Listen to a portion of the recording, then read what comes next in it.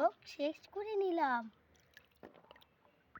এই যা ধনে পাতা আমি দিয়ে দিলাম, লবণ দিয়ে দিলাম, গোটাল মরিচ 5টা দিবেন, ধনে পাতা দিয়ে দিলাম, ম্যাগনেট করলাম, রিলে দিয়ে দিলাম। পাত দিয়ে নেবা, এইভাবে পাত দিতে হবে, তাহলে স্বাদ হবে বেশি। চিনি দিয়ে দিলাম যাতে স্বাদ হয় অনেক। তুলে নিলাম, দিকে তুলা আমার হয়ে গেছে। খাবেন তা চলে এসো বন্ধুরা, দেখুন কি সুন্দর হয়েছে। দিতে হয় দারুন দিয়ে তো তারপরে আসবি।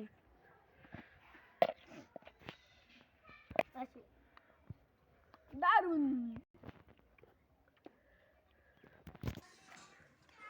দারুন। তো বন্ধুরা, যদি আপনি খেতে চান তবে লাইক করবেন, সাবস্ক্রাইব করবেন, আমাদের পাশে থাকবেন। বাই বাই বন্ধুরা।